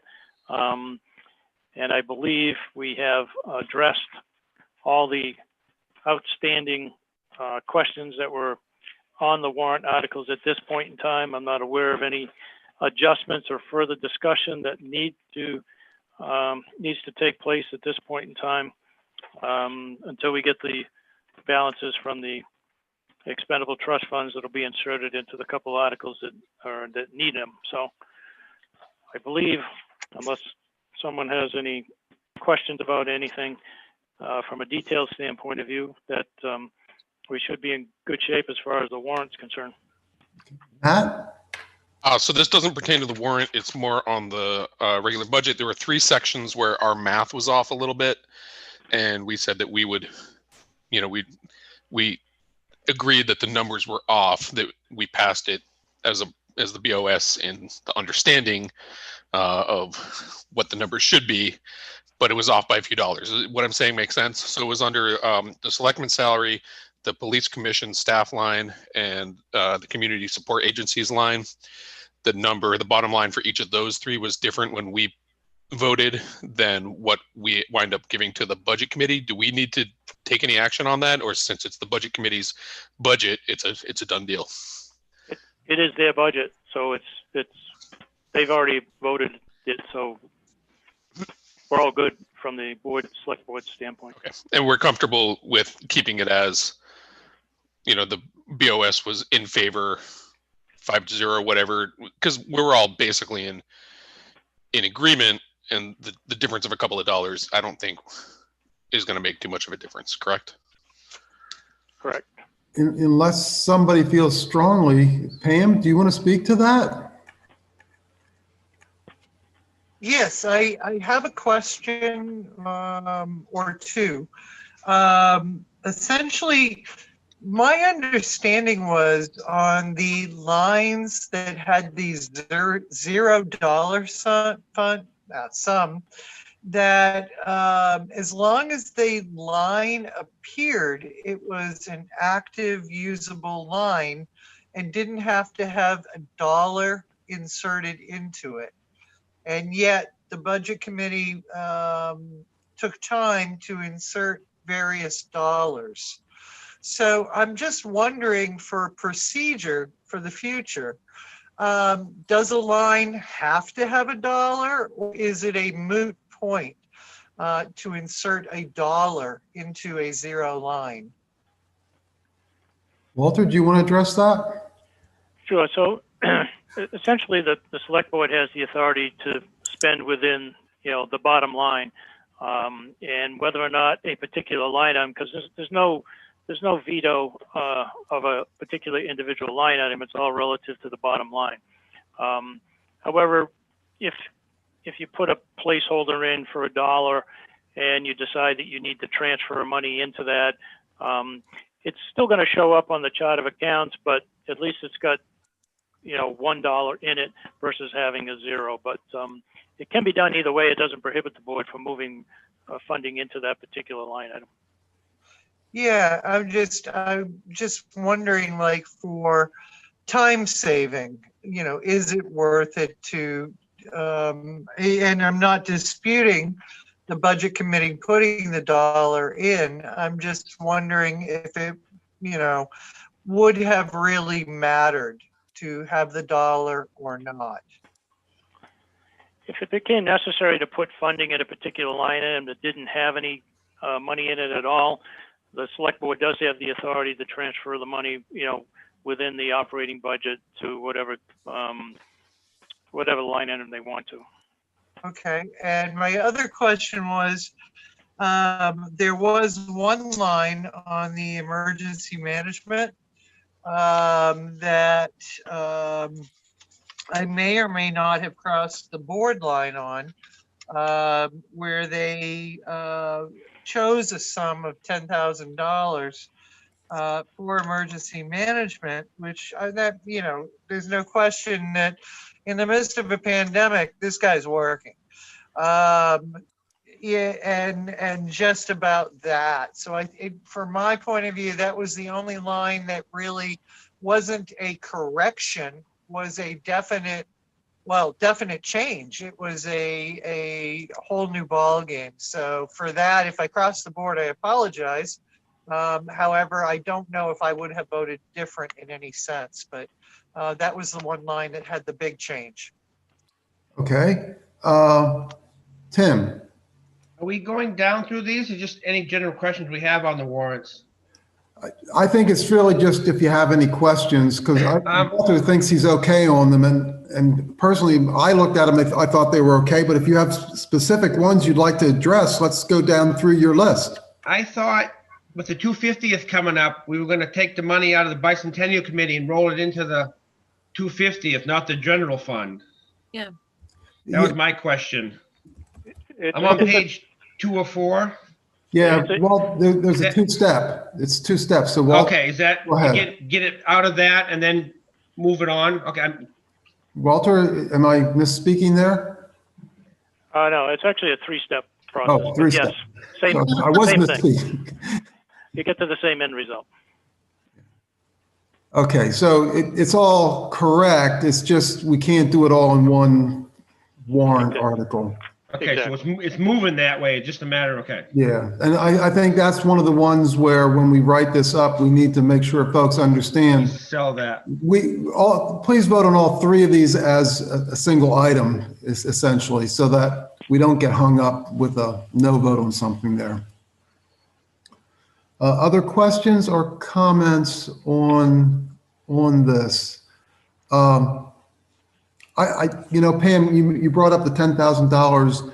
I think the only point there, I was on the call or in the meeting at that point when that was discussed. I think the only thing that I would say that we as a board will need to consider is we asked them to put it in the budget as $10,000, but leave it to the select board as to how that gets addressed.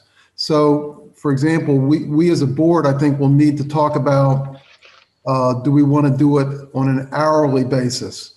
Do we want to do it on a one-time stipend?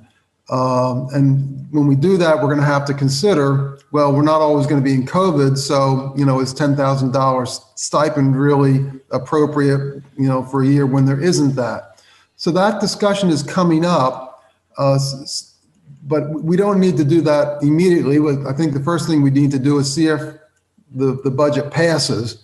And then once we know that, then I think that decision is maybe one of the earlier ones that we need to do.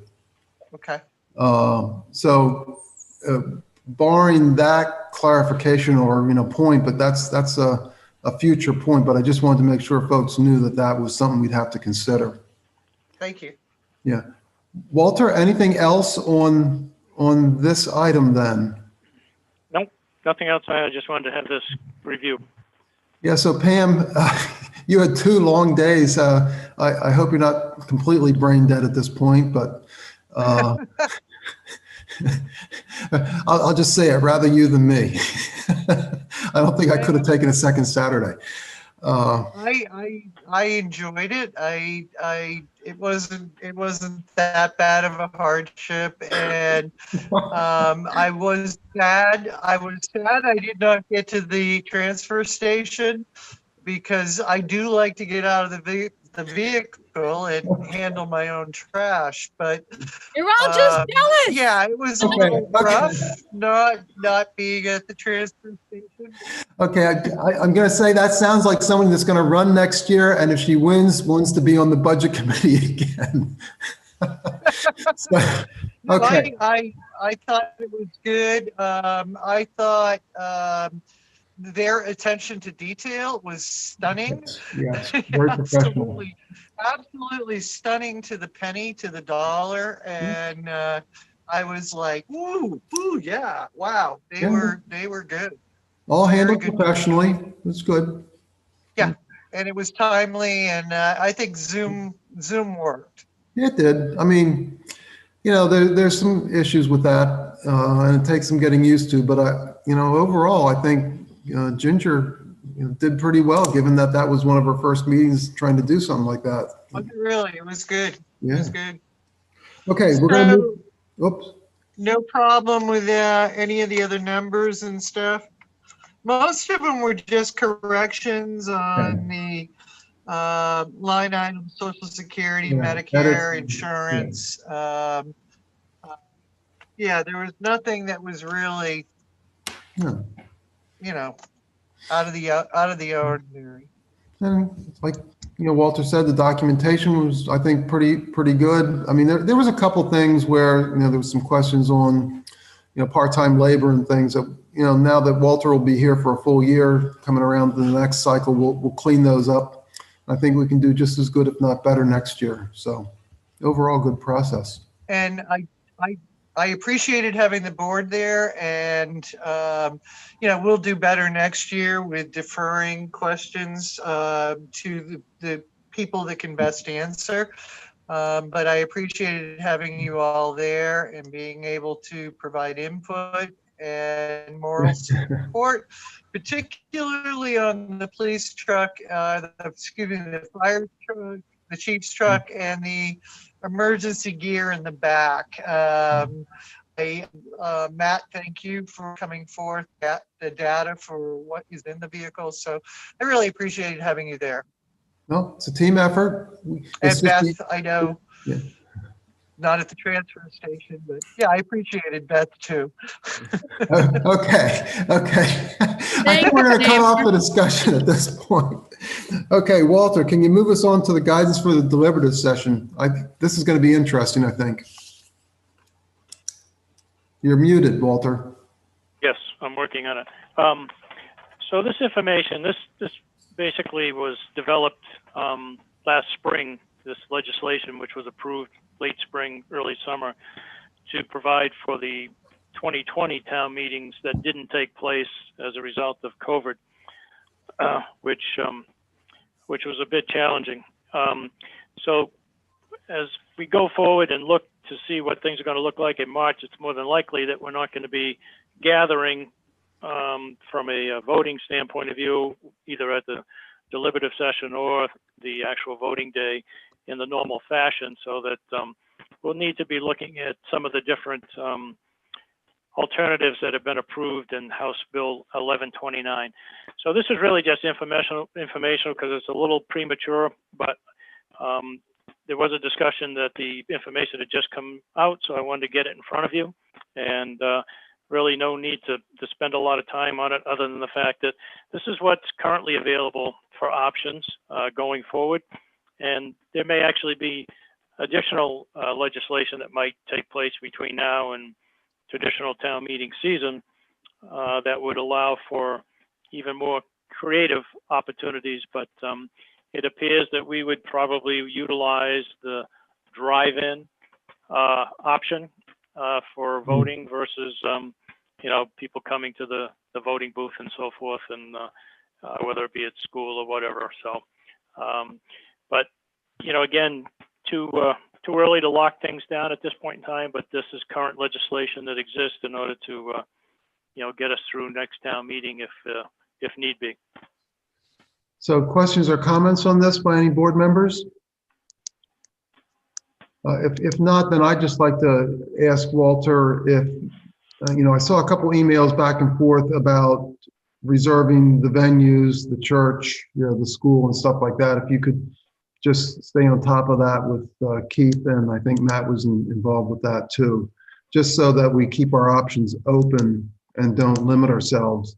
We'd hate to find out that, we do want to use the church and then it's not available or something like that. So just keep our options open, please.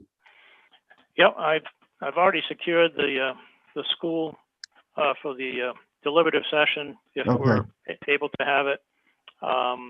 And then I put a request in for voting day, town meeting day in March, but I haven't gotten a response yet from the school on that request. Good. Okay. Anything else on that then? No? Okay, then let's move on to the expenditures and encumbrances. So now that we just wanted to just highlight our new found riches that hit the bottom line. We're currently have about $745,000 remaining and unexpended. Certainly, we have about another 5 weeks of expenditures to go through, so that's certainly going to be depleted a significant amount. But there appears that there will be some unexpended funds left at the end of the year, and because I wasn't here, obviously, for 3/4 of the year, if there were things that the board thought we should be looking at, such as the preservation of records and so forth, that I should be working on in order to get either some quotes or contracts or POs prepared for the meeting on the 29th. I just wanted to have that information now so that I'll have the time to pull that together. Yeah, so if there's any other thoughts, I think we hit the major ones, but if any other thoughts come up, please get them to Walter so he can do that. He's, like he said, the preemptive work, and then we have time to consider it. I have to say, I can't think of anything right now at this point, but I'll keep that in mind, certainly. Okay, great. Okay, and yeah, I guess that's it on that one, unless there's other board comments. Seeing none, let's move on then. Beth has a comment, Mr. Chairman. Oops, I'm sorry. Oh, Pam. Or Beth. Me. Oh, go ahead. Walter, did you happen to read that email I sent you last week? I know that we had like a gazillion budget meetings from Elaine St. Jean. Ooh, So she's on the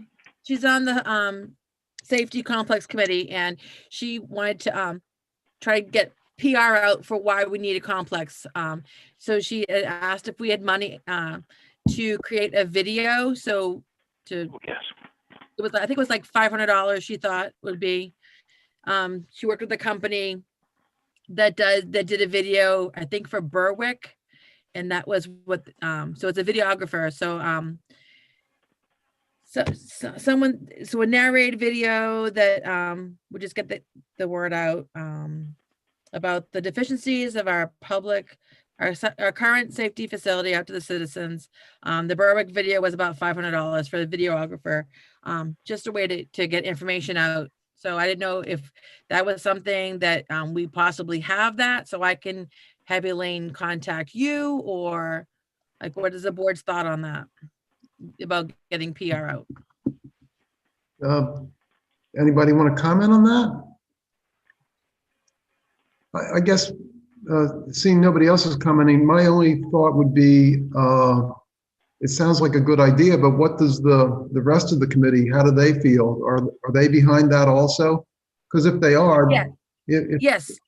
Yeah. They were behind it. We talked about that at the meeting. She said she'd take this on, and then she just wanted to know if we had someone in town hall that could do it, or should we hire somebody, because she's not a videographer, so she should gather all the information, but Yeah, I understand. Yeah. Yeah, Walter, do you have suggestions on how we handle that? Well, we certainly don't have anybody in town hall that can do it. So I would definitely, if the board's in favor, be interested in working with her to pull the facts and figures together and have it ready for the meeting on the 29th, if possible.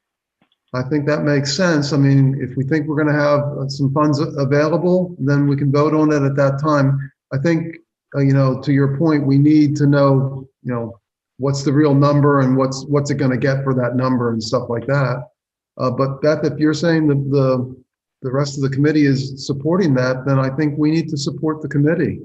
And along those same lines, just because, well, actually, it is one of the warrant articles for at least the land, so we can include something in the voter's guide also.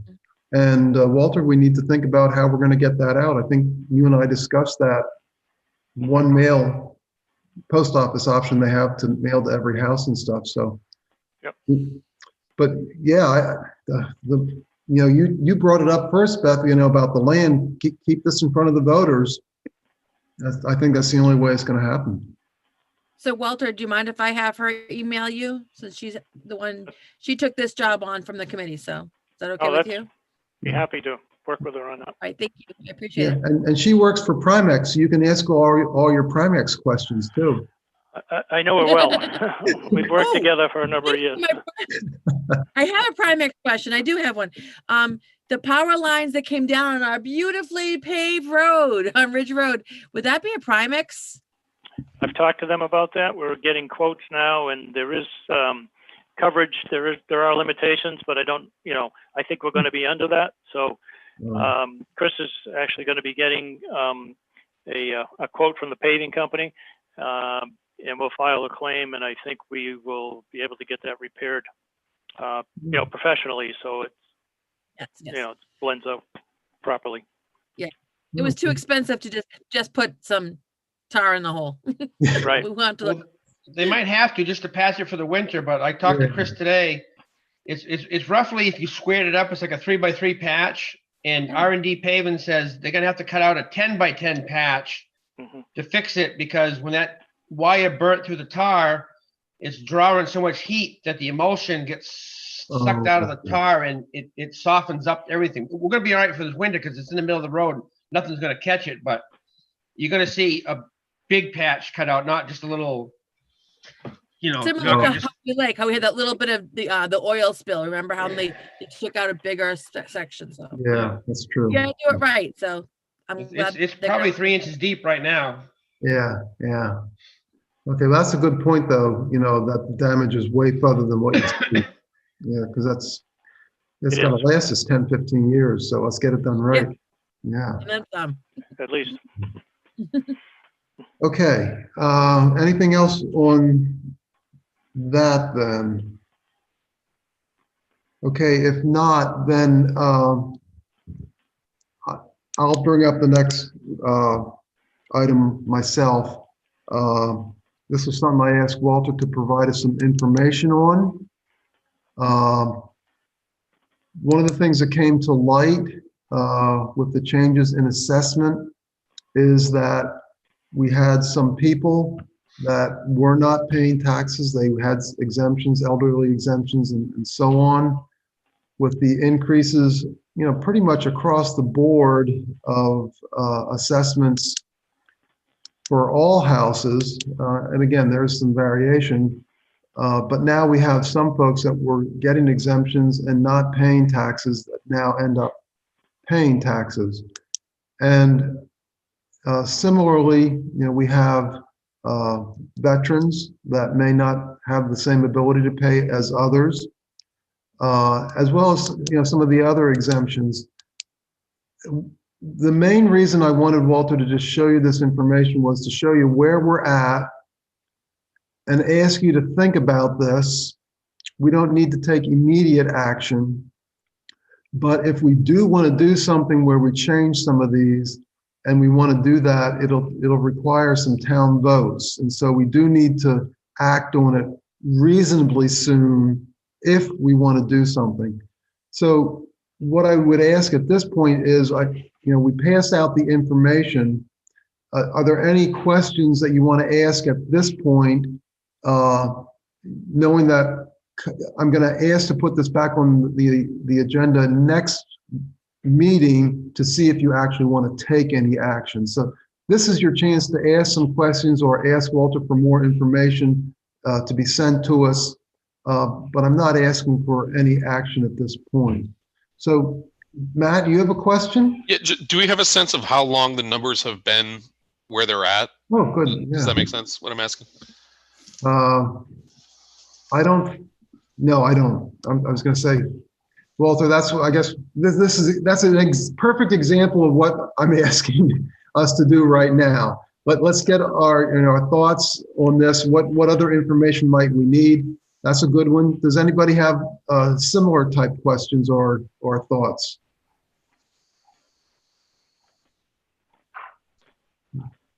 Okay, that was a good one, Matt.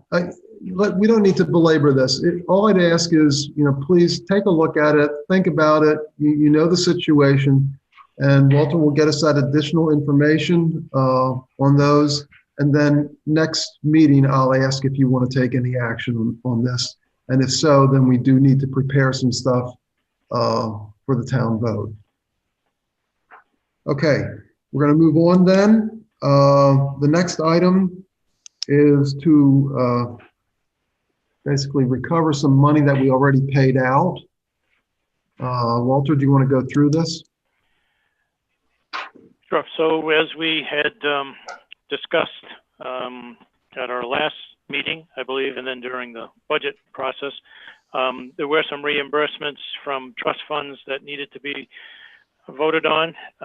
So the request is for $12,000 to come from the Aquatic Invasive Species Treatment and Control Expendable Trust Fund that was paid to the Northwood Lake Water Shed Association.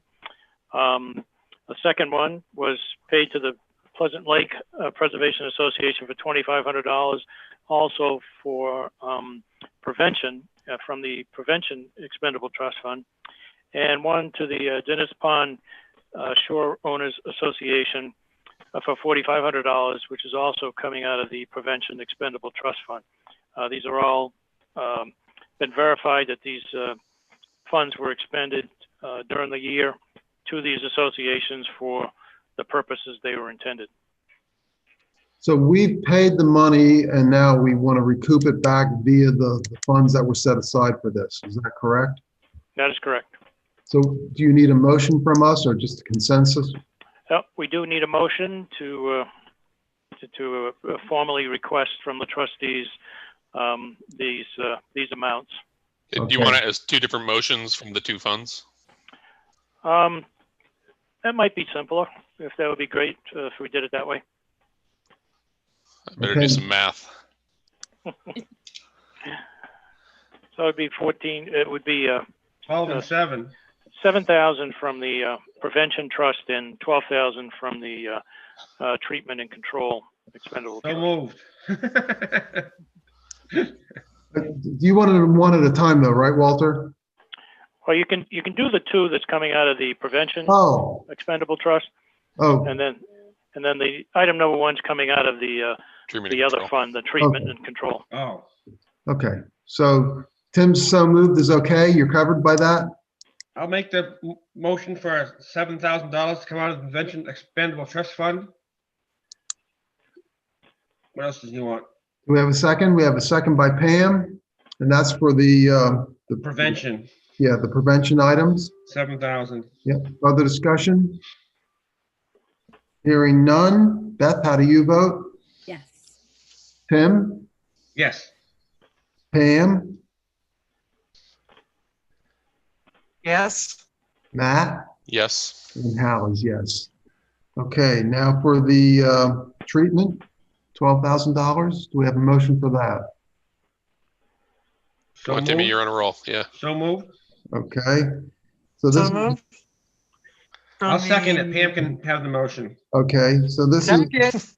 to take $12,000 from the Aquatic Invasive Species Treatment Expendable Trust. Any further discussion? Hearing none. Tim? Yes. Pam? Yes, Matt? Yes. Beth? Yes. And Hal is yes. Okay, so we covered that. I guess that's it. So I'm going to open it up for citizens forum. I see Betsy and Brenda are on the screen here. If either of you would like to speak for citizens forum, please unmute yourself and indicate so.